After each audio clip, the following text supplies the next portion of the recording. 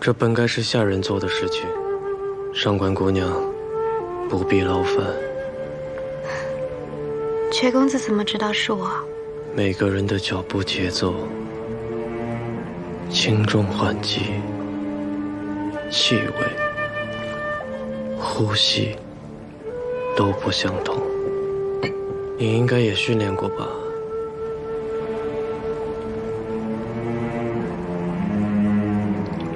我在孤山派的时候，跟着姐姐简单学了一些功夫。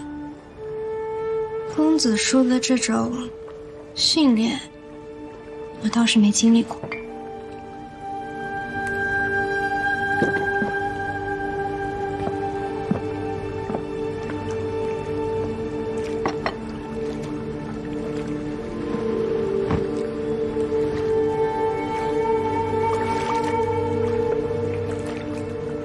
身子都痊愈了吗？伤口好像都好了，疤痕也没怎么留。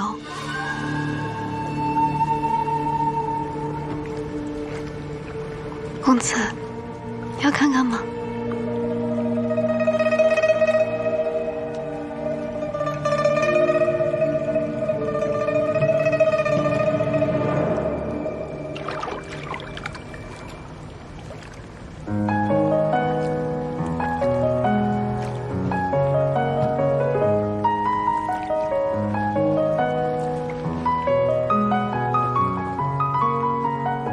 不打扰公子雅兴了。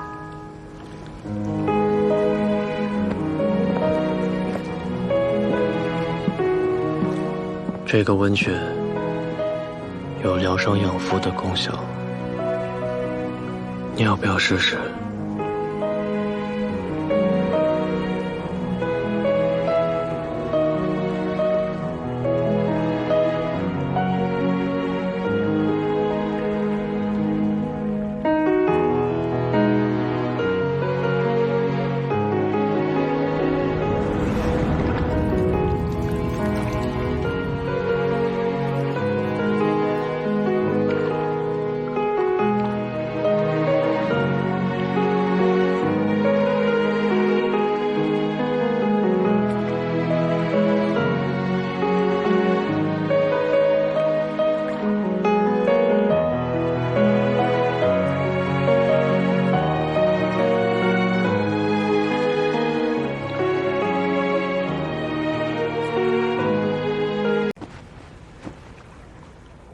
公子选的衣服好看吗？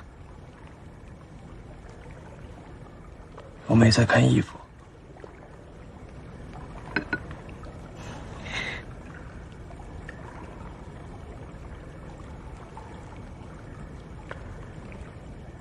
其实，我深夜前来，是有求于公子。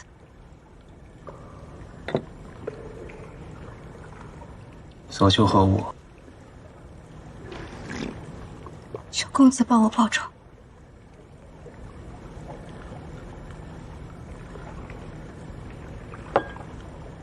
仇人是谁？清风派的点主。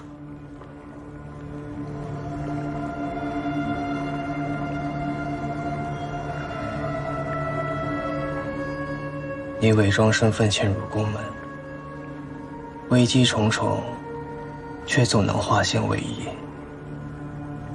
以你的聪慧和本事，为何不自己报仇？试过，不止一次。看来结果不如你意。我们上官家乃医药世家，对毒药也颇有研究。宫门向江湖流出的毒药，我也几乎都收藏过。而且我知道，你们最厉害的毒药和暗器，从来都是自由，绝不出手。确实如此。你们有味毒药叫宋仙尘，我用它做底，混入其他剧毒，让它变得无药可解。2年前的武林大会，我乔装混入其中，偷偷在点烛的食物中下了毒。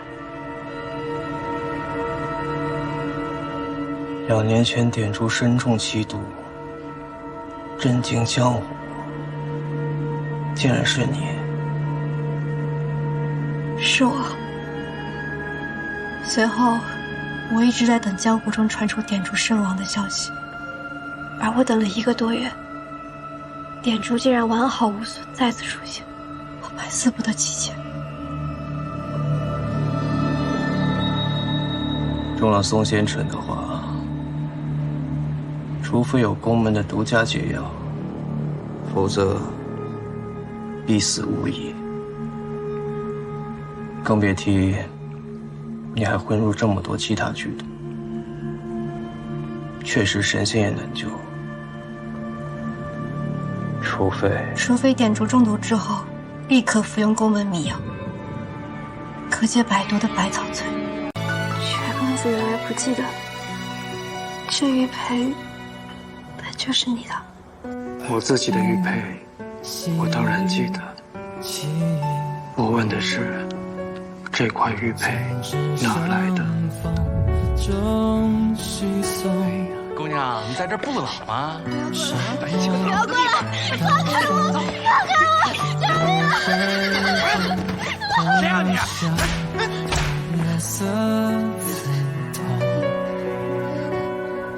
世上的来终觉浅，下笔却苦涩难言。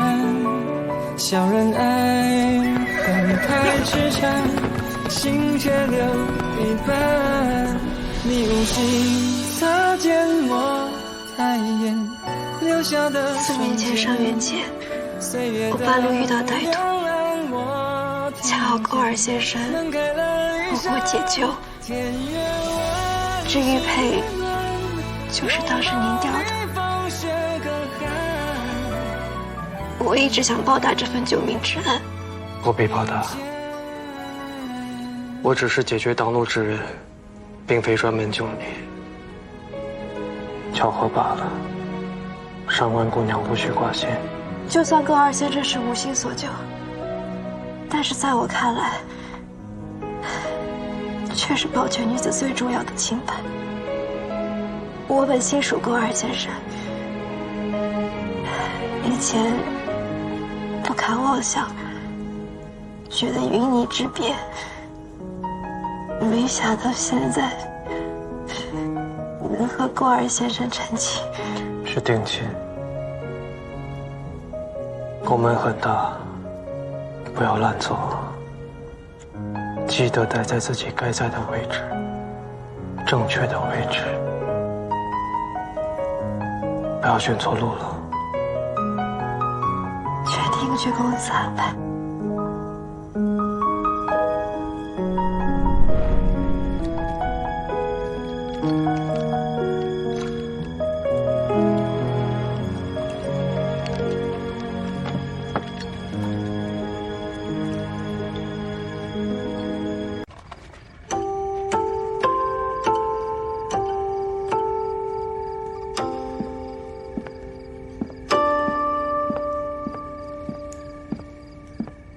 有事？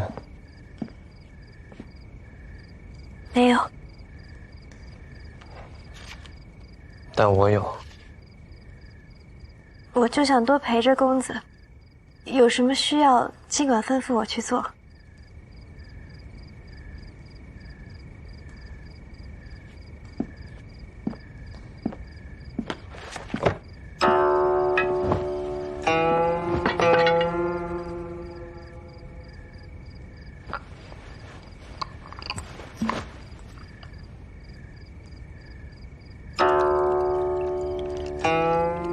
月桂。我看公子总爱在房间里点月桂熏香，就去药房领了一些月桂花叶，熬制了精油。我爹爹是文官，总爱在末里加一些上官家特殊调配的香味，为了辨别文书的真伪。所以，我也想给公子加一些。可能没什么功用，但如果公子闻着，心神愉悦，清净思绪，也是好的。你知道，我为何喜欢月桂？教我礼乐的先生也曾教我辨识花草，粗通药理。月桂是种既恐怖又有魅力的植物，它的花意是蛊惑。的确，世人常说，月桂既危险又迷人，代表了蛊惑。但其实月桂的花意还代表着胜利。小女不才，让大人见笑了。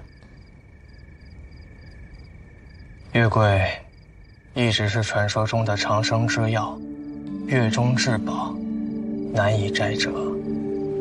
若有幸，可以寻到吴刚在广寒宫中种下的月桂花枝，无论挂上什么，铜钱也好，金玉玛瑙也罢，都可以无限采摘，馥郁满盆。能够摘到月桂花枝，绝非易事，所以人们将才子中举称为折桂。而西北方的一些蛮族，他们则喜欢将月桂花枝编织成环，做成头冠，送给凯旋而归的将士。所以，月桂也代表着胜利。这才是我喜欢月桂的原因。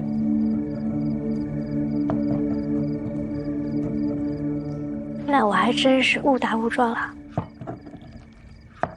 我原以为上官姑娘只会做饭种花，想不到你还精通文墨。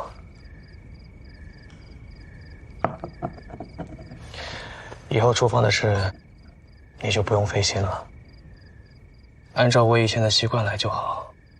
待在厨房对你来说有些委屈。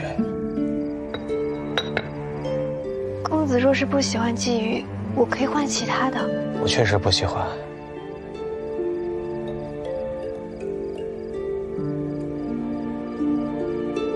我不喜欢鲫鱼，也不喜欢满院子花草。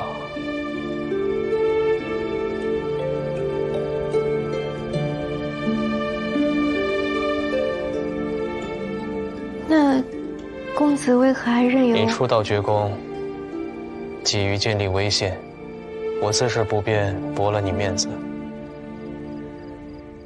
你是我亲自指选的新娘，绝宫未来的夫人。但是，我希望你懂分寸，知进退，远是非。什么都逃不过公子的眼睛。你说的没错，方才是不是去了愚公？云姐姐之前说要教我几个女工图案，我学了几样，正好想给公子看看。不必看了，回去休息吧。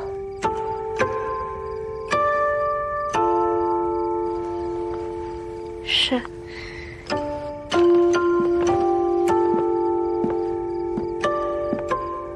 你种了满院子杜鹃，却没种其他花草。你可知道杜鹃的花意？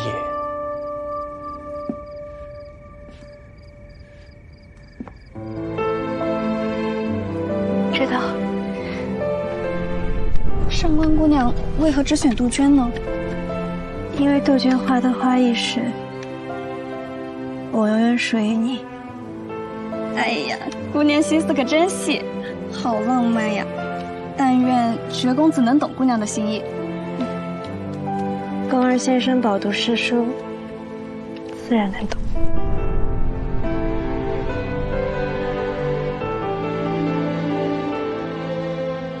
一会儿再走，帮我再抹些墨。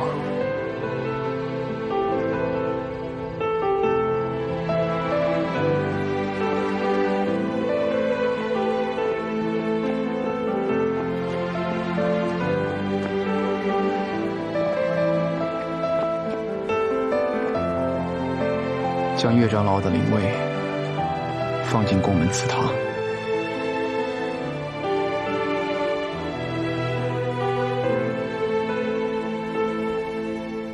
山雾流动，冬日更深了。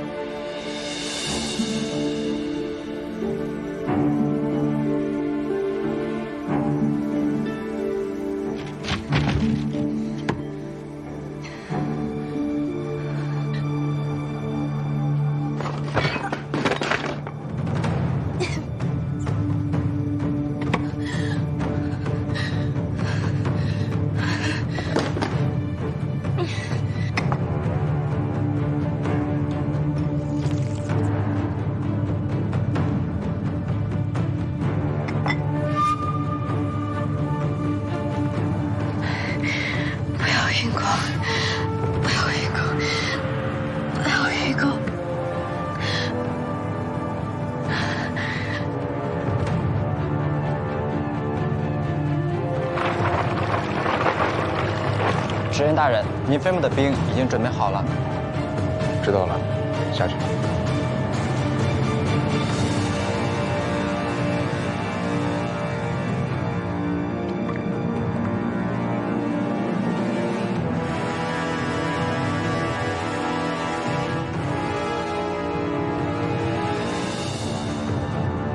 相信子羽弟弟闯完3域试炼，不需花费太多时间。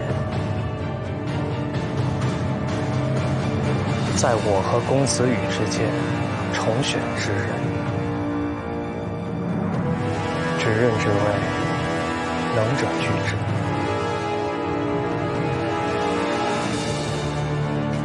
如果灼烧之苦太过折磨，就用这几味药煎煮成茶，服下后练功运气。你的内功心法云锦心经，本就是一种自噬性很强的极阴心法，这种内力会让身体发寒，但是恰好能够对抗半月之影带来的灼烧之苦。想到了。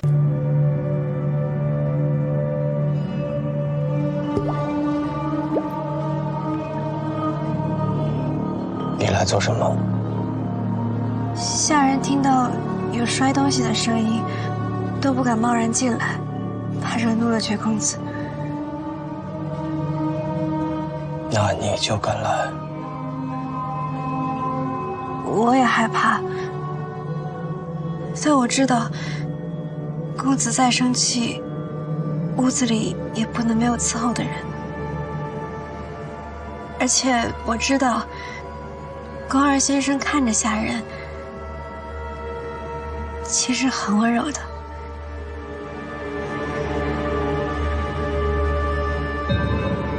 过来。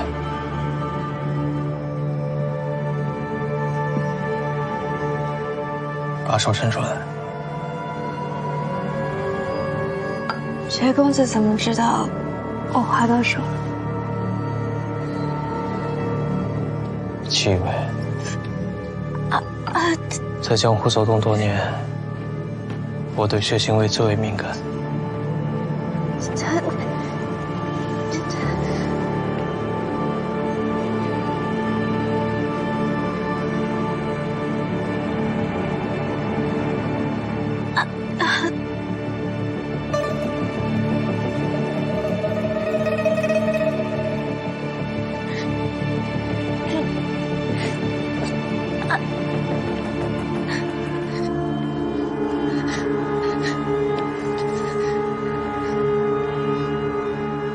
还觉得我温柔吗？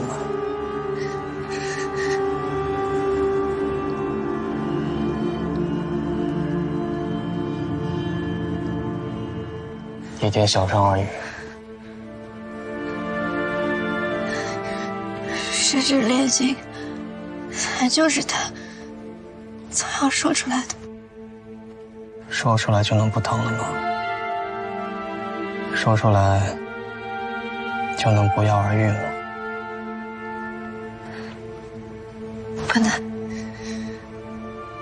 但我小时候每次摔破了膝盖，我母亲都会一边我上药。他说，浅浅要是疼的话，要告诉娘亲啊。每次我母亲跟我说这话，我觉得伤口好像没那么疼了。被人关心着，难道不好吗？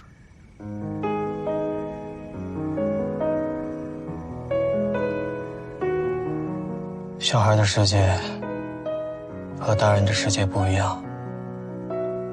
江湖中，幸福和威望可以拿来分享和展示，而痛苦和秘密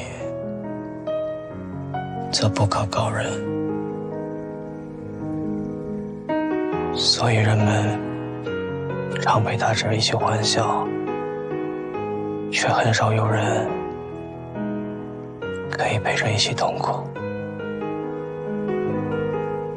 很少，但不是没有。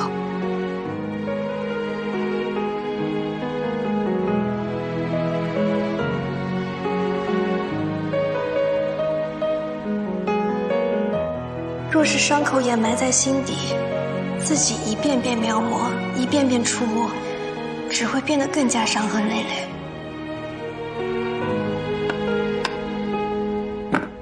你看过受伤的野兽吗？他们不会把伤口展示给别人，因为族群里容不下弱者。他们只会独自找一个阴暗的山洞，悄悄舔舐，等待康复或者死去。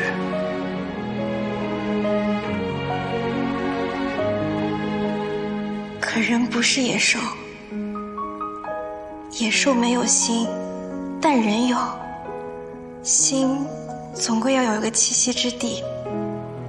倘若有人相伴，煮雪暖酒，即便不够光明炽热，也足以度过心底的寒冬。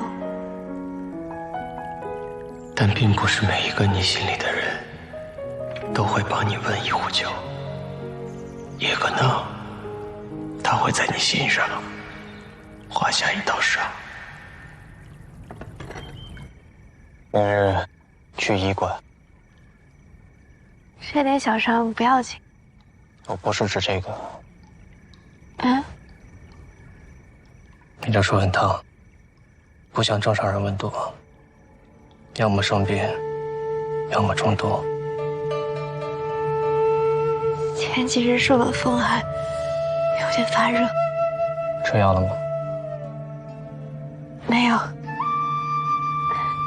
自从长老遇害之后，出入医馆都需要指公子的手令，领取药材更是严格。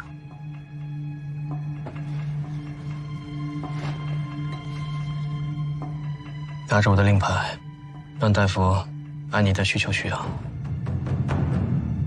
这令牌是在宫门内畅通无阻。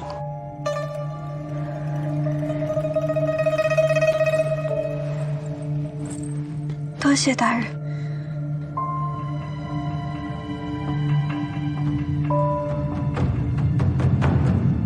公子平日都是独自一人，怎么今天突然邀请我一起用膳？今天是上元灯节，理应喜庆热闹。我想你之前应该都是和亲朋好友们一起逛街看戏、赏星赏月、赏花灯，对吧？我小时候身体不好，其实也不太出门。宫门里的上元节是冷清了些，我想你可能也不太习惯。正好我把事务处理完了，来陪陪你。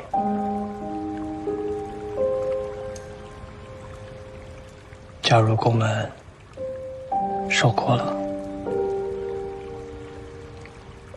嫁入宫门也许会受苦，但嫁给宫二先生一点都不苦。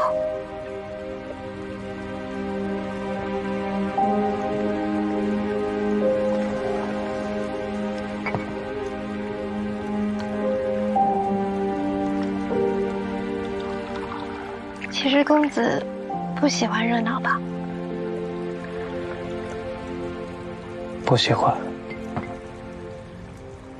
那我也不喜欢了。喜欢还可以改的吗？当然，喜欢都是后天的，没有谁生来就喜欢谁。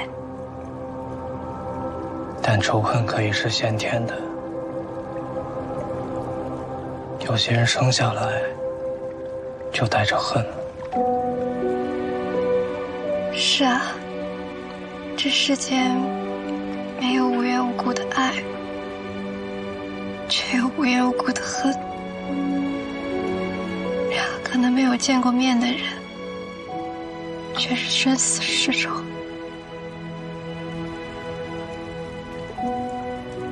宫门的仇人宿敌很多，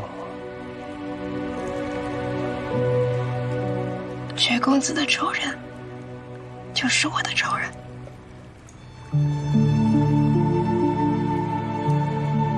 你很会说话，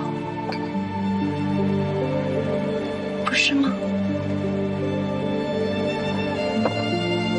你刚才说，绝公子的仇人就是我的仇人，而不是说，宫门的仇人就是我的仇人。有区别吗？没区别。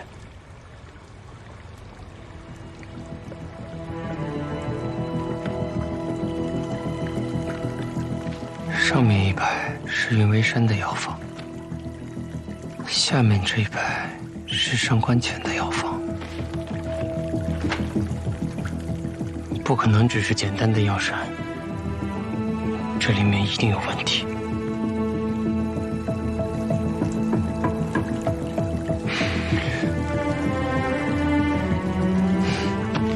石豆兰、地柏枝、钩石斛、光络星虫、毒液岩竹。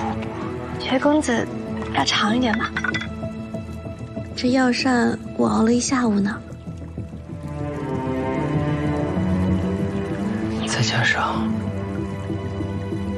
再加上棕心的山枝，发芽的炙甘草，内有冬虫的琥珀。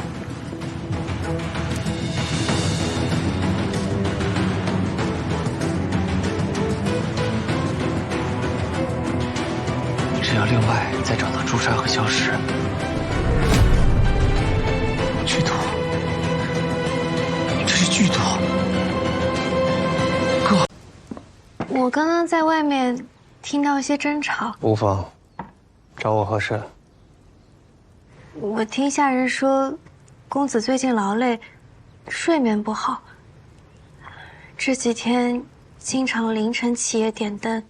我们老家有种可以安神的枕头，是黄杨木做的，里面加入手乌藤汤汁，煮过再晾干的香叶，能安神助眠。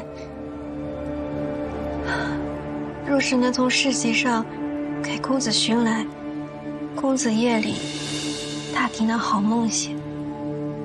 已经入了宫门了，就别老想着外面的事儿。真有什么缺的，让下人去买。当然，宫门新娘不能随意进出，我知道规矩的。我只是想说，史公子正好在这儿，我就想问问看，能不能去医馆，看看有没有这几样东西。快去快去！正好我跟哥哥有事要说。是。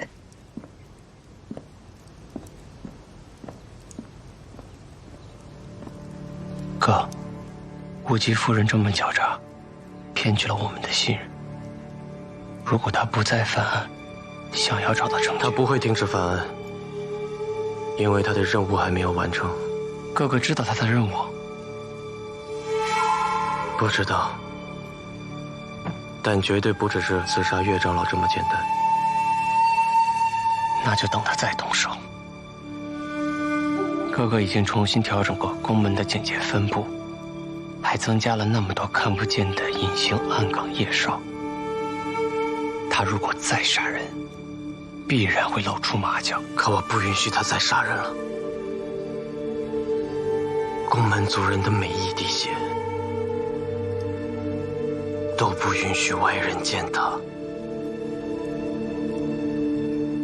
10年前，我咬碎牙齿吞下的誓言，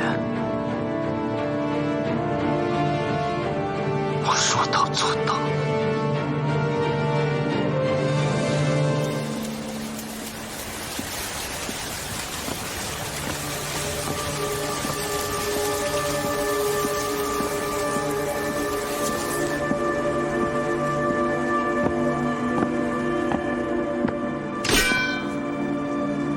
云小姐，没有芷公子的命令，不能进入。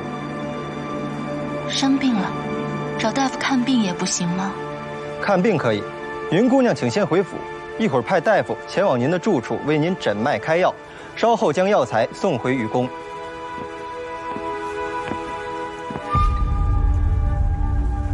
上官姑娘，宫二先生把他令牌给我了，让我来取药。是。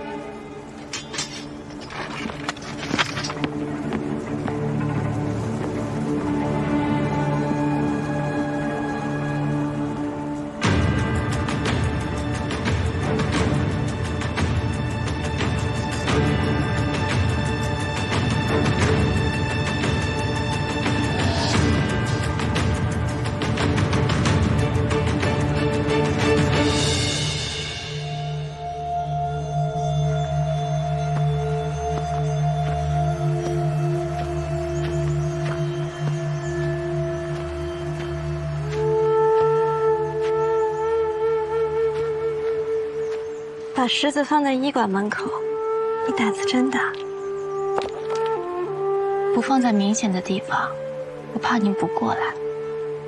烈火灼心，想取药取不到了吧？我倒是拿到了，可以分你一点。这么好心，那多谢了。别着急呀，姐姐，陪我走走。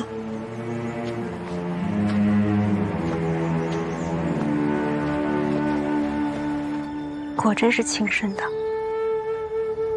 对。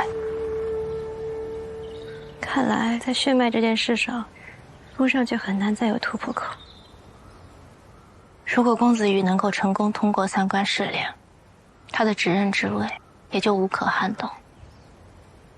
你表面配合，把那半张医案给我，却在暗地里和无忌联合，让宫上爵在长老院丢尽颜面，同时也在公子羽面前负尽了好感。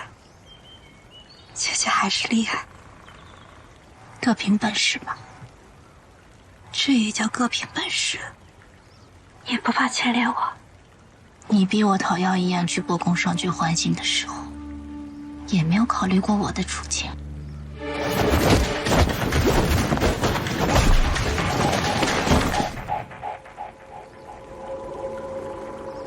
你内力紊乱，半月之阴的灼伤，不好说吧？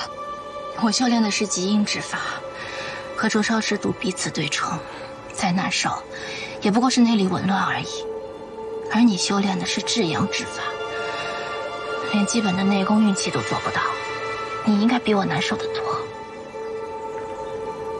可是药材现在在我手里，要么你乖乖听话配合我，要么就慢慢的折磨吧。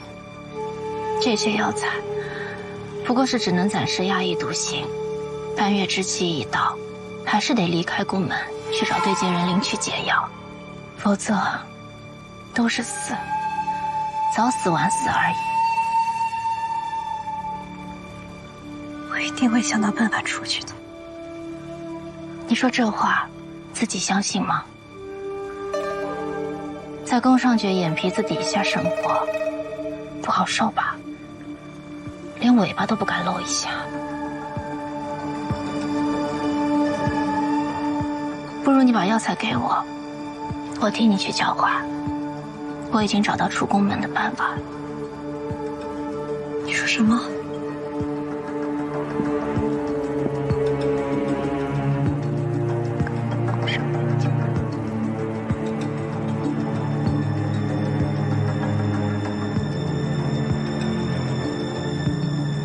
谢谢姐姐。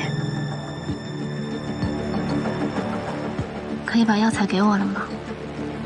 可以，但是药材不太够了。你反悔了？小瞧人了，姐姐。我做事从来都不反悔。再和我去医馆一趟呗。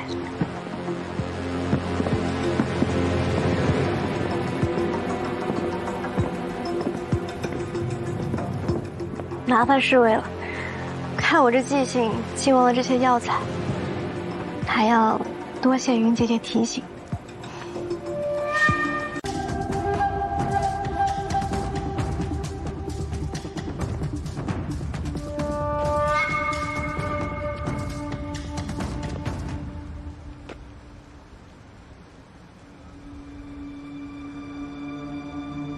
跑哪里去？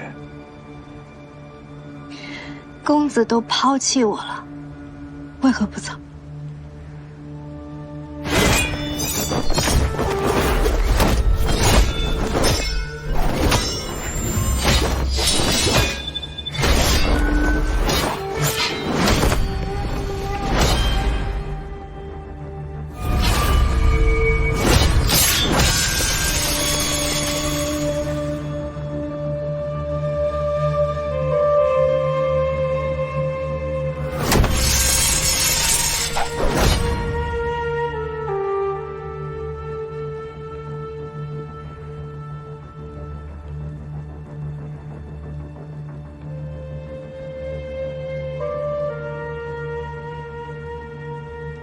他勾唤与骗我说合作，却想要独吞无量流火，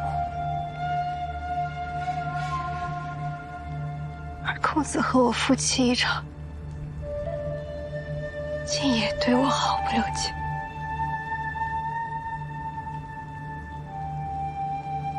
无风之人，何来情？可我心不在无风。我不信。我没有骗你，我的确是孤山派遗骨。当年我逃离密道，掉落山崖，撞到头部，失去记忆。典珠把我带了回去，骗我说我是他徒弟，叫我收养，为他卖命。然后呢？后来我一点点恢复了记忆，假意继续留在他身边。我跟公子说过，2年前我曾下毒毒杀典珠，典珠中毒之后，当时无风首领竟然取消了风雨不改的无风例会。通过这2件事，我才推测出无风的首领就是典珠。所以我才一直为无风效命，为的就是终有一日我能杀掉典珠，报仇雪恨。如今无量流火在我手里，我可以消灭无风，杀掉典珠。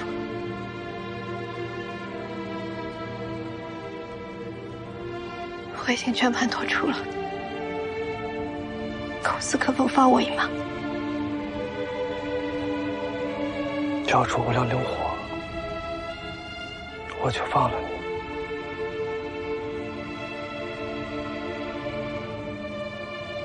如果我不愿意呢？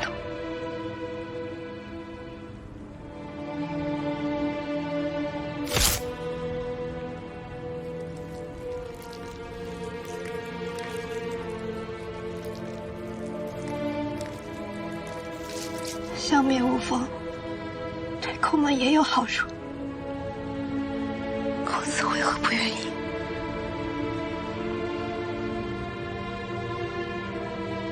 无聊流火，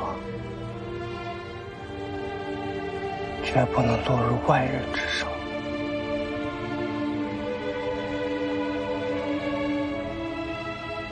而且，我怎么知道你会被骗我？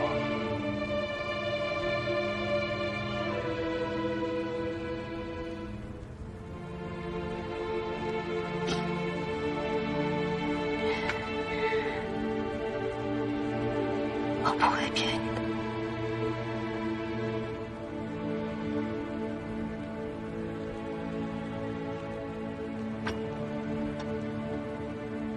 因为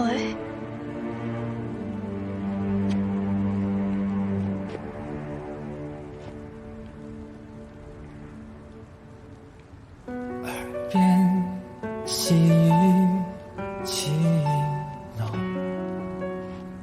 针指相逢终须松，上落刀锋入怀中，破晓把夜色刺痛，纸上的来终觉浅，下笔却苦涩难言，小人爱恨太痴缠，心却留一半。你无心擦肩我抬眼，留下的瞬间，岁月的流浪我听见，门开了一扇，喜欢都是后天的，没有谁生来就喜欢谁。公子可喜欢？没想到，这月桂墨香真能让人心静心安。那我以后经常为公子默默伴读，此生常伴公子左右。潮烈火相拥，纸上的来终觉浅，却用半生来偿还。星月装点的双眼，却盛满离散。你无心哥，你就这么让上官田走了？只为一瞬间，否则我不可能放他走。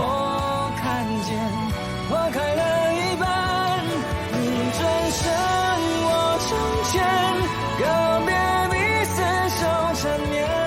放他走。为何不甘？你说月桂香让他走。难避没坚决。我说生宁寒是这苦心愿。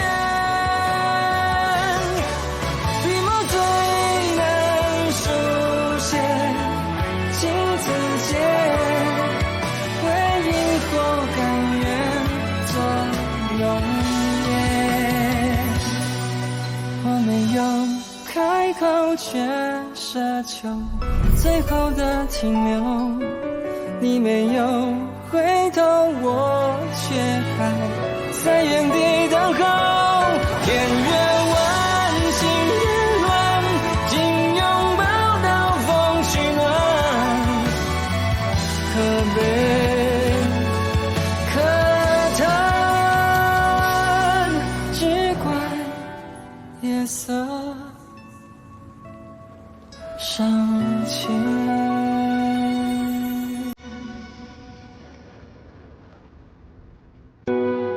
你长大了，要用你丰满的羽翼，好好的守。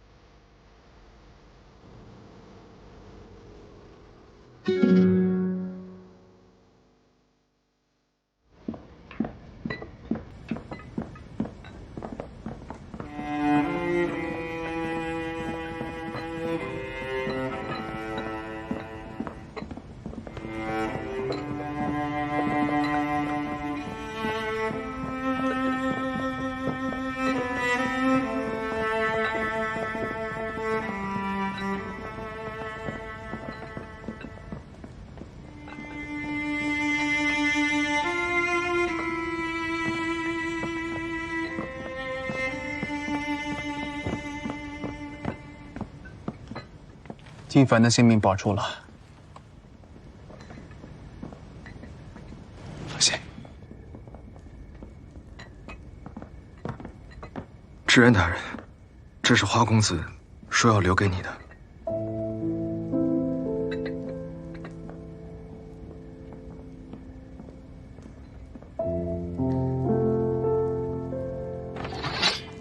这是我最喜欢的一把刀，我们花家族把它称为云之羽，因为太轻太薄，就像用云朵编织成的羽毛一样。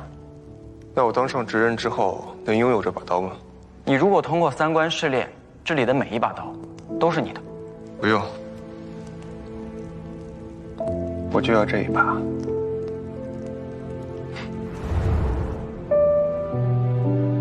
我来。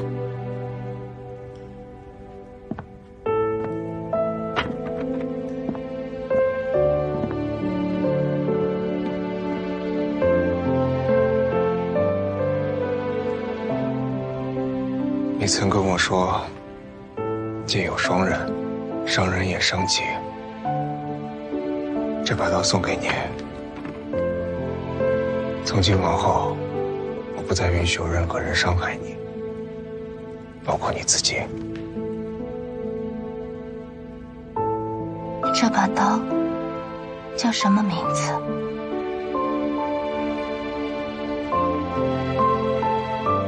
云之羽，编织的织，云族的羽。我可否改一个字，改成知道的知？云之羽。知恩。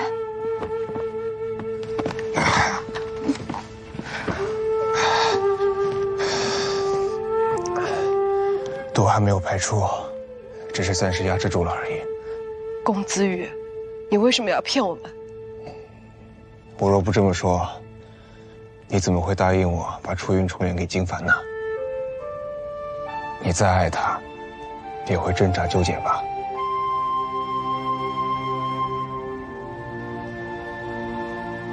这究竟是怎么回事？毒既然没有排出，但为何你的伤势好转了？阿云给我疗伤的时候，发现了一种奇怪的现象。我和知恩的心法可以相互融合，相辅相成。融合？你所练的是何心法？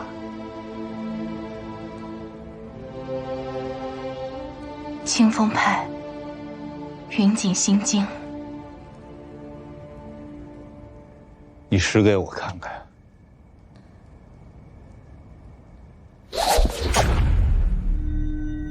神行有事，能与执刃的心法相结合，他使的是风送3式。这不是清风派的清风九式剑吗？实有太虚。清风九式剑就是风送3式。是曾经后山当中已经陨落了的风之家族所使的刀法。遇其则在明。人间难得花雪月，清风相送无离别。这后山不是只有雪月花3个家族吗？曾经的后山当中，并非只有3个家族，而是有风、花、雪、月4个家族。风家族所练的正是风送3式，宫门后山刀法也不是你们所知道的9式，确切来说，一共有12式。雪月花3式都是进攻，唯独风家族的刀法是辅助，所以一般由执刃夫人习得，用以辅助执刃。所以你才能与执刃的心法相辅相成，内力相互补充，压制孤独。那这么说来，如果云姑娘的金法管用的话，我就可以学会镜花3式了。没错，风系刀法可以和雪月花任意一种刀法组合成双人刀法，即风雪三世、风月三世和风花三世。云姑娘所学皆源自于吴风，那为何吴风的人会使用风家族的招式？难道吴风中人有消失的风家人？吴风。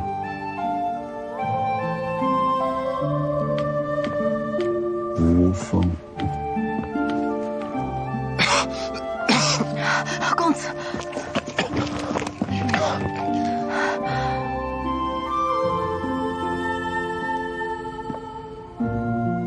你们虽然用联合心法暂时封住毒性的运行，但你随时还会有性命之危，毒血攻心而亡。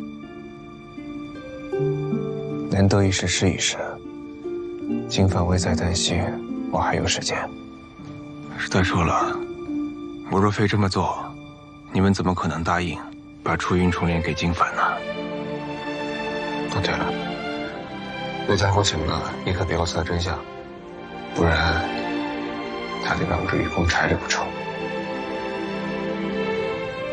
公子，你连泪眼红我都看着我可不习惯了。再说了，吃都吃了，还能吐出来不成？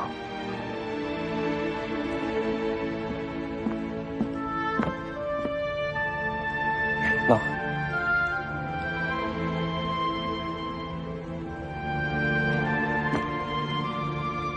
这是还你的人情。你说不让我谢你，但我从来不喜欢欠人情。你自己打开啊，我手机都被挑断了，还指望我帮你打开？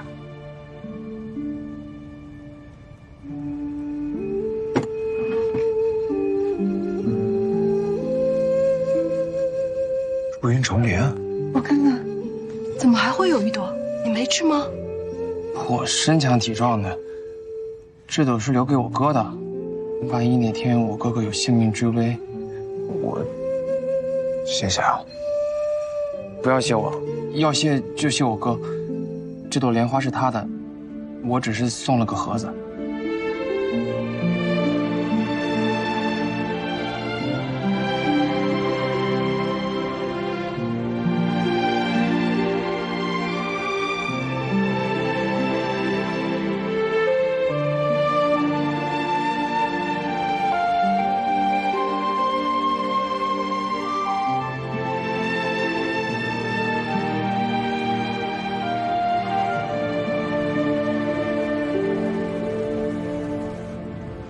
吴风被击退，宫门危机解除，无量流火图纸也应该重新回到华宫刀中了。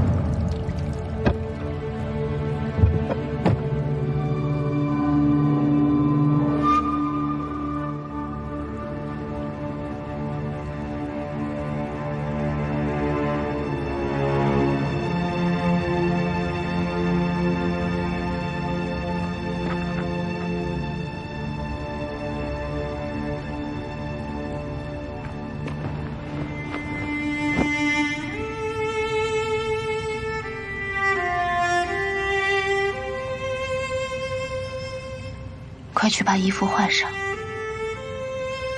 我没事，但为何图纸不见了？我知道图纸在哪儿。那你不早说，还让雪虫子下水，为了个破图纸，已经死了这么多人，就别再折腾活人了吧。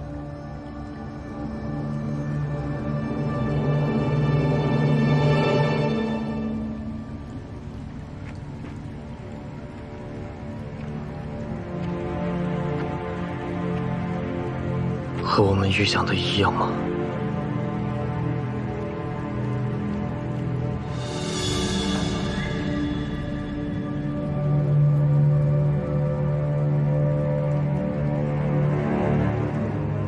图纸在于空。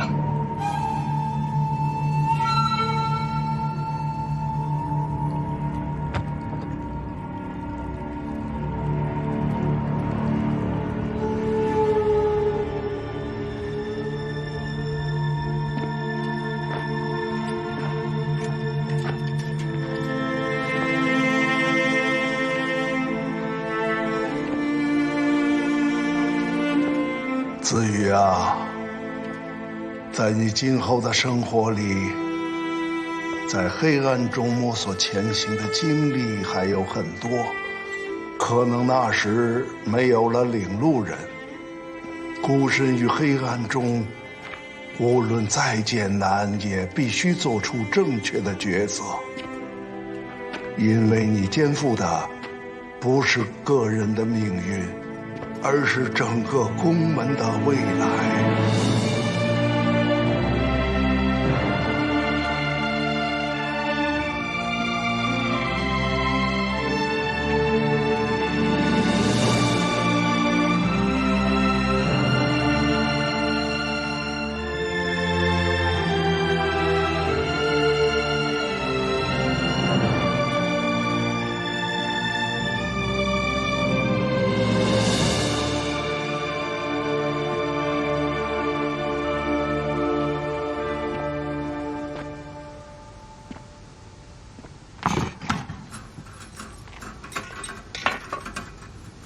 子羽，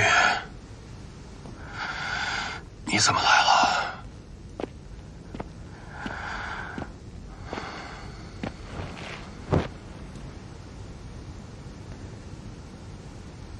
弟弟身体可还好？哥哥知道我受伤了。昨日我听见声响很大，感觉有争斗，怕你伤着了。昨夜，吴峰的4个王都来了。那大家都还好？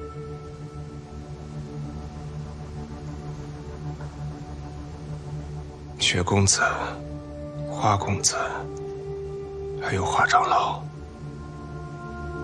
都遇害了。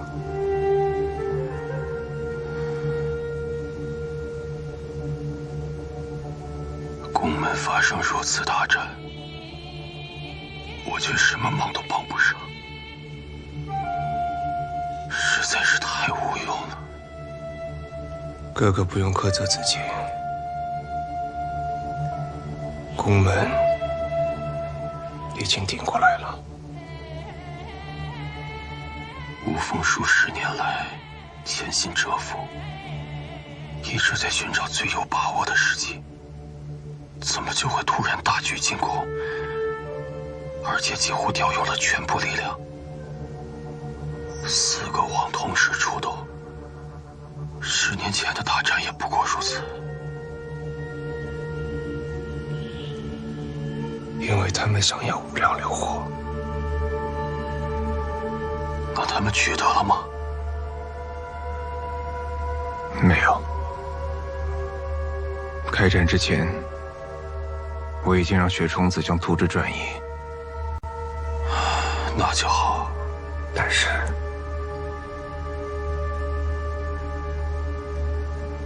图纸现在不见了。什么？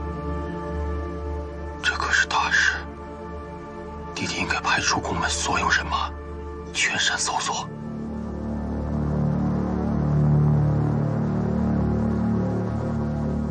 不要。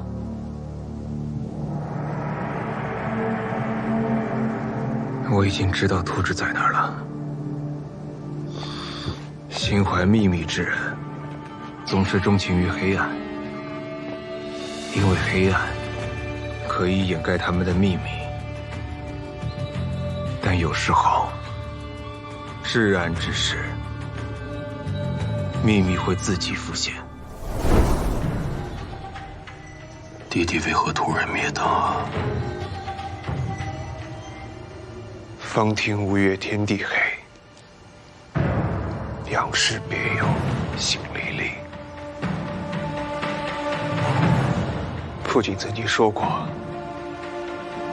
这天地间总有光亮，会让正义昭昭。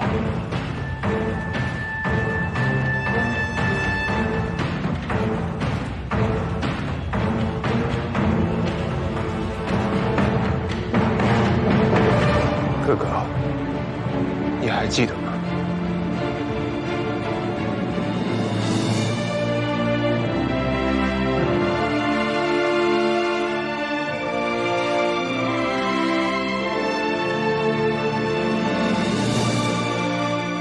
我在方志无量流火涂制的铁盒上涂抹了灵石粉末，凡是触碰过的人都会染上。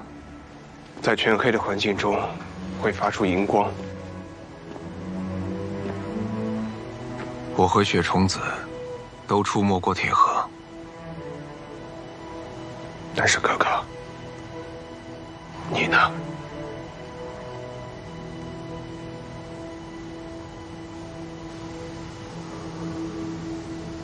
子玉，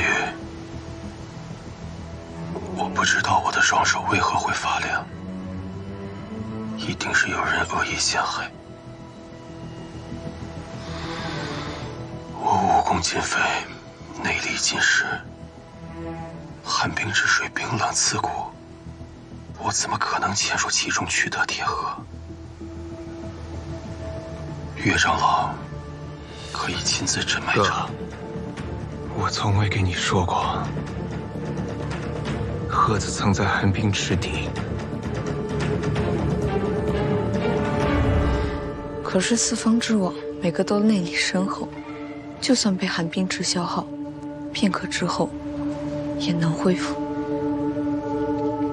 我们要防的不是四方之王，而是一个没有内力之人。哥哥，你还有什么想对我们说的吗？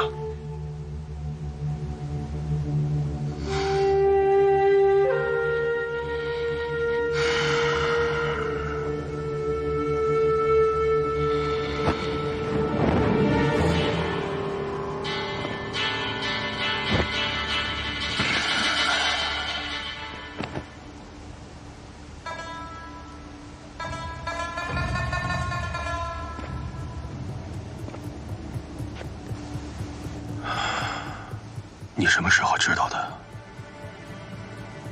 当初查甲管事时，我就有太多的疑点。第一，我始终找不到治好甲管事儿子的宫门大夫。第二，甲管事儿子病好之后，体格大变，力大无穷。我百思不得其解，直到岳长老提出了出云重莲。出云重莲原本是宫元直重处，因此我怀疑是宫上爵觊觎我的执刃之位，与宫元直联手设计杀害我父亲。但是后来，我从岳长老口中得知，哥哥因为要训练玄石内功，父亲就把出云重莲要了给你。哥哥从祠堂被救出来之后，我就已经隐隐对你产生了疑心，但是我从来不敢问，也不敢想，直到宫上爵提出了他的猜测。我当然怀疑宫焕宇，出云重莲就是最好的证据。幕后黑手不是乌姬夫人吗？哥哥也是被她害死的。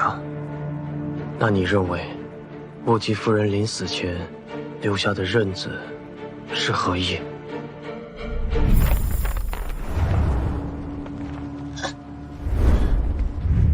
其实他想写下的是“羽”字，但因字迹潦草，看起来就像两个并排的刃。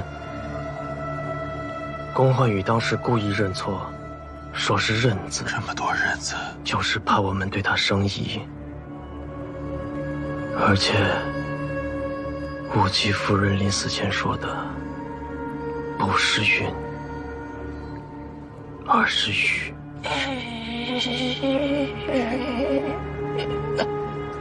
我当时怕打草惊蛇，故意抢先说了是云。云，将死之人不可能写下的是刃，而嘴上说的却是雨。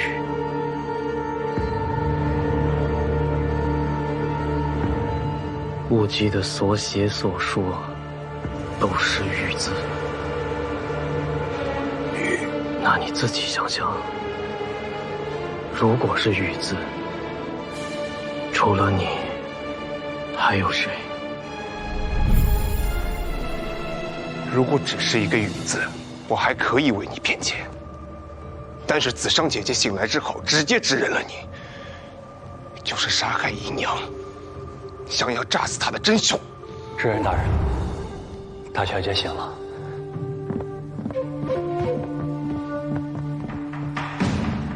姐，小心，别害怕，慢慢说。是大哥，是宫欢宇，是他炸了研究室，他要杀我。那是在你房里，我无意看到他肩背上的太极，跟祠堂那个人一模一样。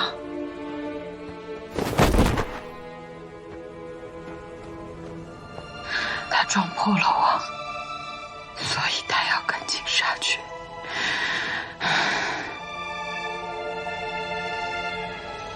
是你把朱云重莲给了贾管事，救了他儿子，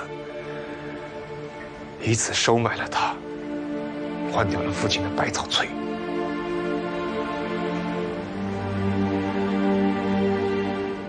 多谢公子用朱云重莲救了小儿女。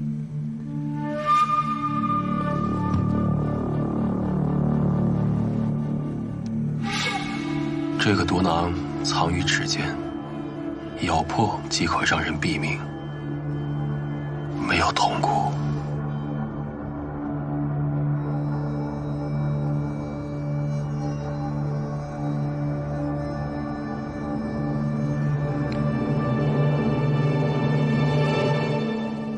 哥，父亲和子尚姐姐都是你的至亲之人。这么多年的父子之情和手足之情，你都全然不顾吗？成大事者，当断小情小爱。自古大业，皆有代价。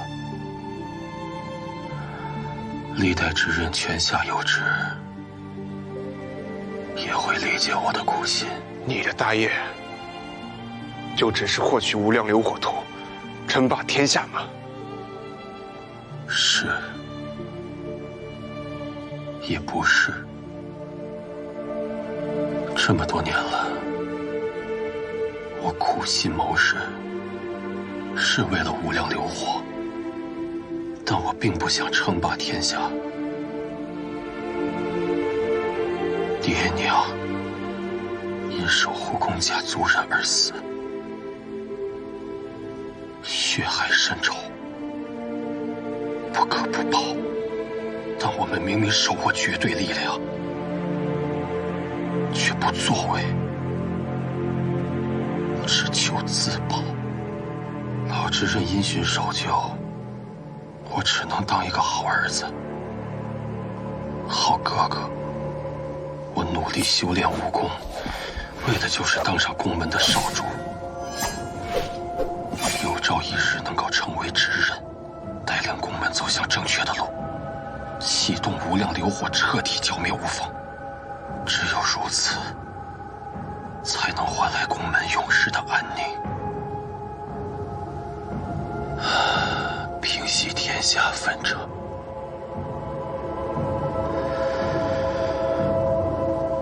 宫门族人本不应该世世代代卑微地活在这山谷一隅，战战兢兢地活在无风的阴影之下，为了得到父亲的肯定，突破玄师内功的第8种，我强行运功，以至于差一点就走火入魔，但错有错招，也让我参悟了玄师内功真正的奥义。那不是参悟，那是走火入魔。一念成神，一念成魔。这天下是先有强弱，后才有正邪。关羽，爹，稍等一下。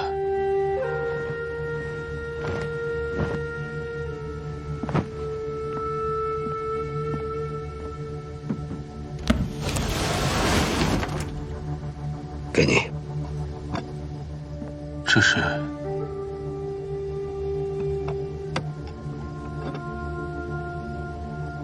出云重莲。这是我向上诀要来的，你把它服下，对你的内功修行会大有帮助。谢谢爹。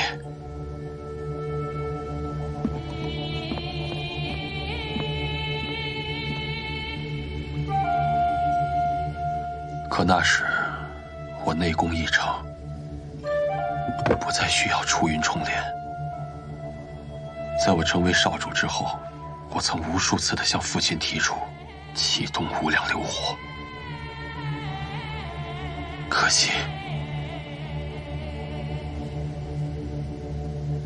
父亲，我们就这么一直窝囊地待在这山谷里吗？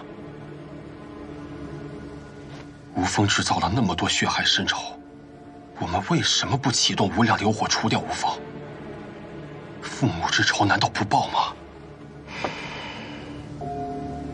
你刚成为少主不久，无需关心这些，倒是应该多学习一下如何管理宫门才是。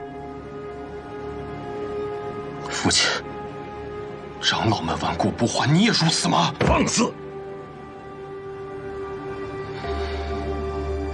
对不起，父亲，我不应该顶撞你。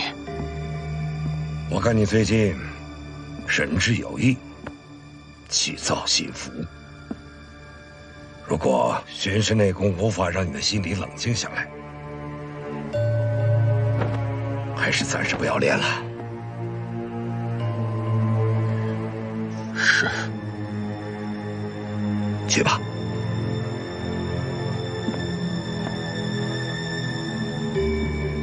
从那个时候起，父亲就动了换继承人的心思，是他让我别无选择的。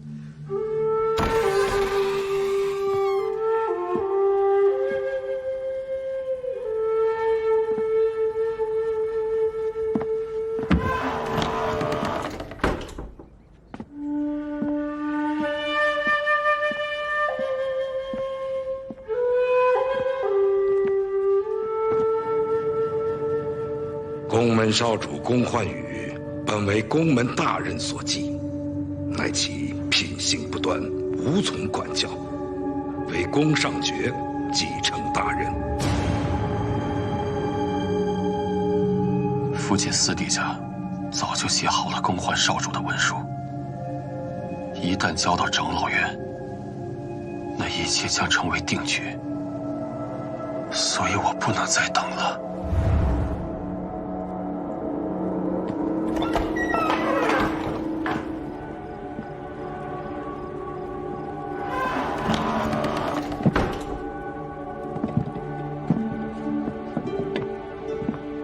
当年我过3域试炼，费尽所有心思，还许诺了宫流昌，等我当上执任，必助他重振上宫，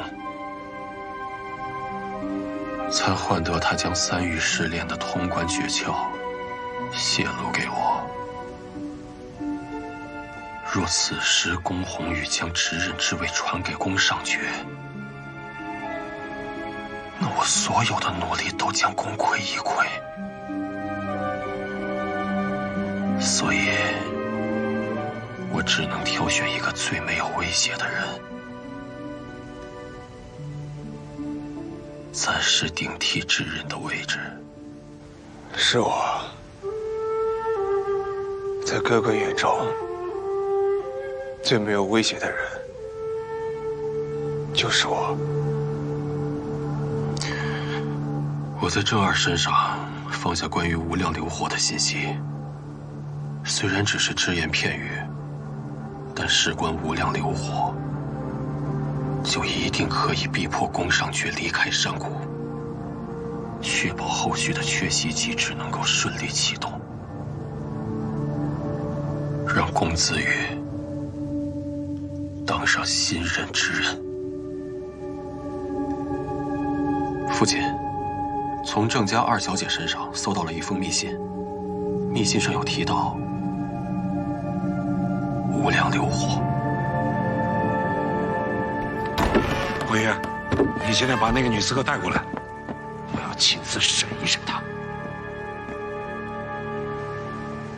我在你眼中就只是一颗棋子吗？这是我计划的第一步。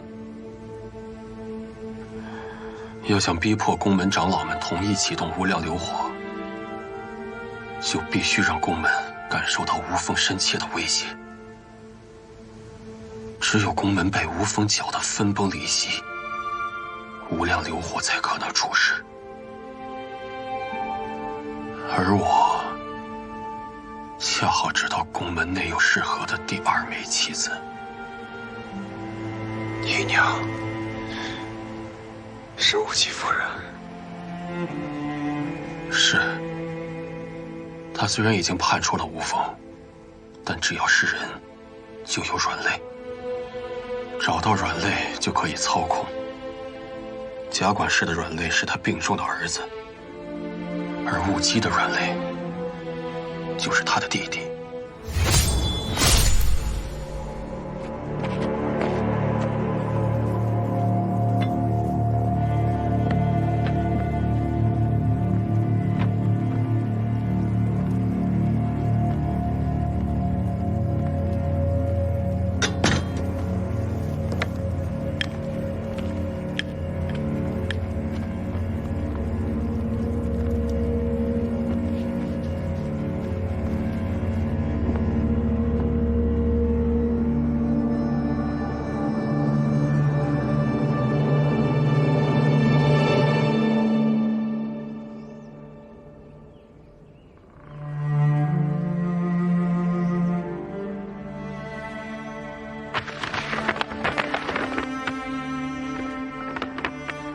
我冒充无风，写了封密信给雾姬，骗他说他的弟弟没死，要想他的弟弟活命，就必须协助无风找到无量流火。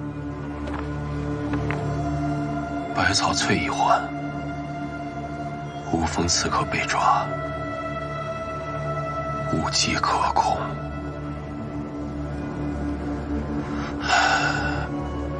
棋局已经布置的差不多了。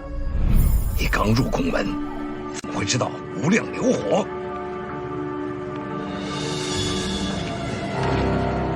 这丹藏有毒。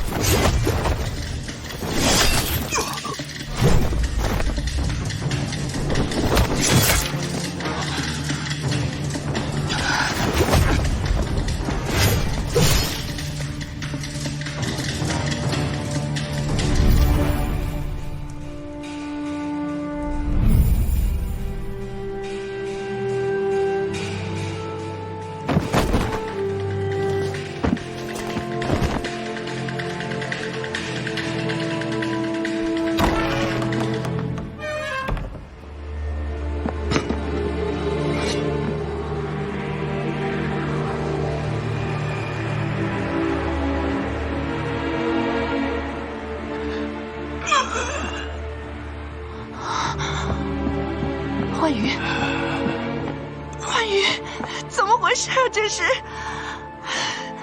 我要杀了无风西走。你撑住，我去叫长老。不，你告诉长老，他们只会比战，只有启动无量流火，才可以为我父亲报仇。无量流火。我说的错，我一定会为父亲讨回公道。无极虽然半信半疑，但是因那封无风密信，他为了他弟弟活命，就必须与我合作。配合我的第一步，就是利用冬蝉草助我假死。出殡仪式结束之后，按照约定，无极来到后山，将我从坟冢棺木中救出，藏于后山祠堂，而他继续在前山制造混乱，引起恐慌。我告诉他，宫上爵觊觎执人之位，所以命令宫元直换掉了宫红玉的百草萃，老执人才中毒身亡。他竟信以为真。为了帮公子羽抓住宫上爵和宫元直的把柄，他将他自己的无风令牌放进了加冠室的房间里，而这正中我下怀。你们内斗的越厉害，与我的计划就更有利。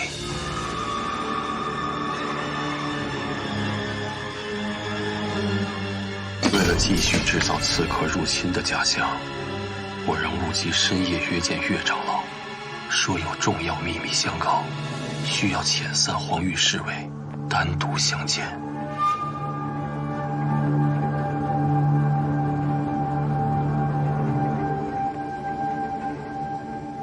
无极失手杀害了岳长老，这条人命也就成了他被我威胁的把柄。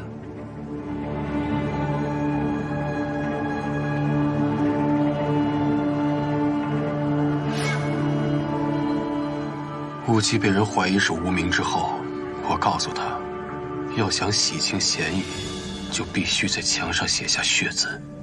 但不巧，被上官浅撞见了。但也因此，他们俩互相确认了彼此无风的身份，开始合力。所有的一切都朝着我想要的方向发展。无极每个月都会借着祭拜宫红羽为名，来到后山祠堂，向我禀报事情的进展。当你终于来到第3域试炼时，因为云为山的关系，引起了前后山激烈的对抗。那对我来说，就是再好不过的机会了。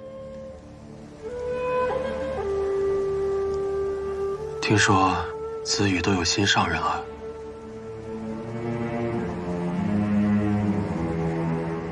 这是父亲之前留给我的，让我给我的妻子。如今，你替我把它给云为山吧，也算是了却父亲的一桩心愿。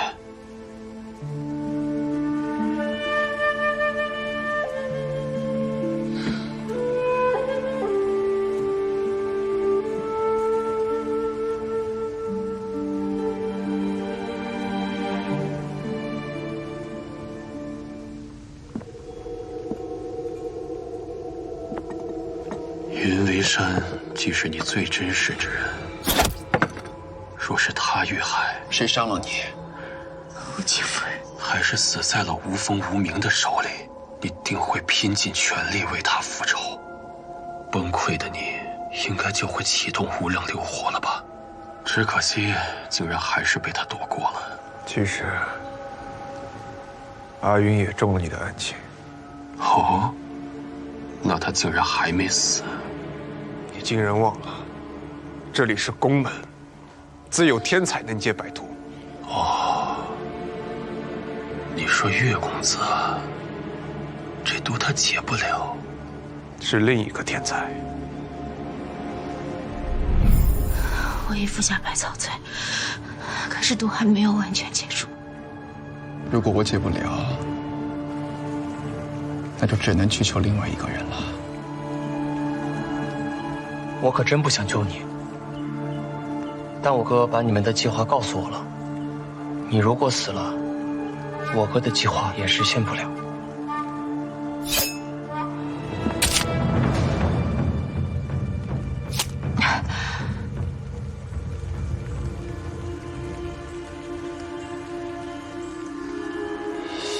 等等，你会中毒的。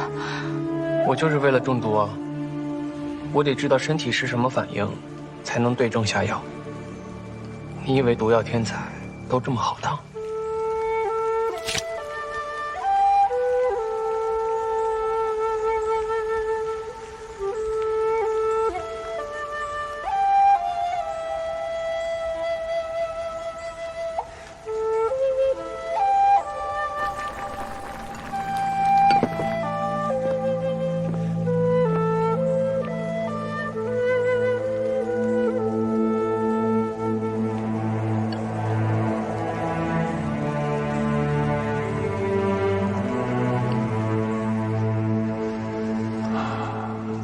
不重要，也影响不了我接下来的行动。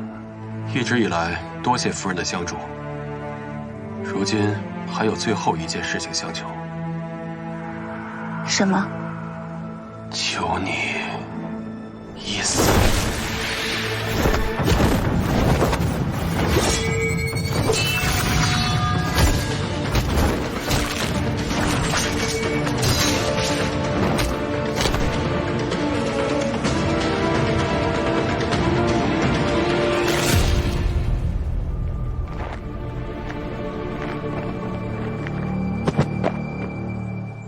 你利用完姨娘，竟然狠毒到把她当成妻子牺牲。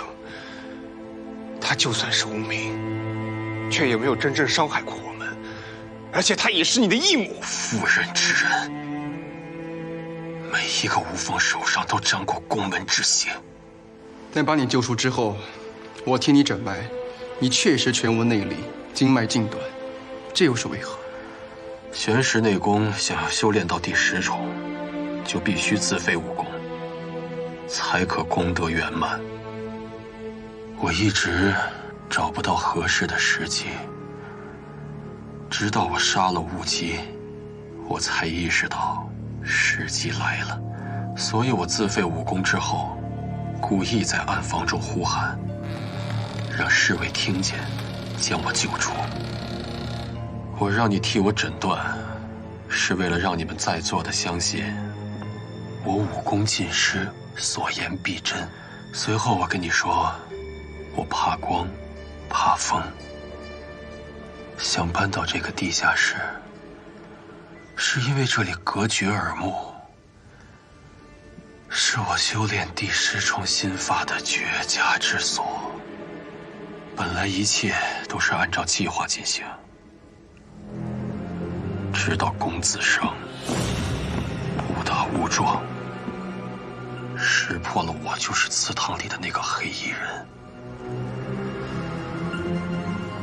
宫上觉一直是我的心腹大患，我想让你和他因为公子生的死而彻底决裂。宫上觉一直有个软肋，那就是你。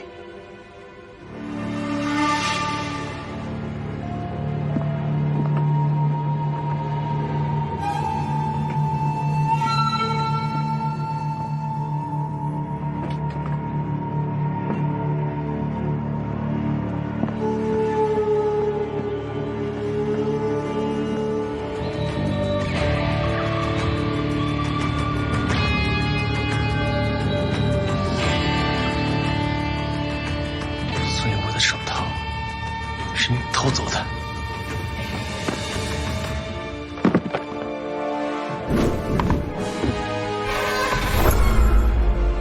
是你的亲人。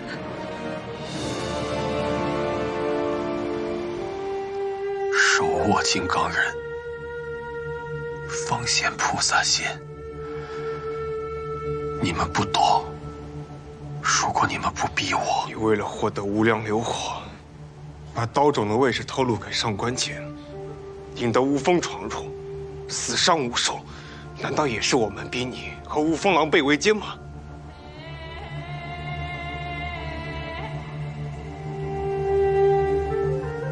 看来这宫门真正会演戏的人，大有人在。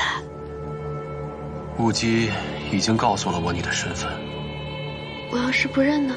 你不用认，我是来帮助你的。好。你们是为了无量流火来的，对吧？无风怎么会知道宫门内有无量流火的存在？你城府极深，我也就不隐瞒了。无风的首领的确知道宫门有无量流火，似乎这对他来说从来都不是秘密。我的目的也是无量流火。自己家的东西你还拿不到啊？我知你是孤山派遗孤，若是无量流火在手，大仇自然可报。我们的目的相同，又一样和无风有血海深仇。比起宫上诀，我才是最适合与你合作之人。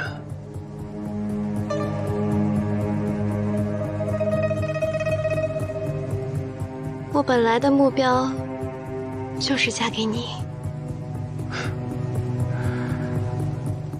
无量流火在后山花宫刀中，你们不需要在前山浪费力气，派出几个魑魅女子拖住公子羽即可。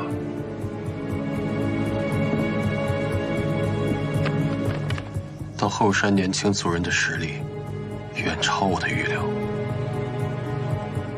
你们可能会面临一场鏖战。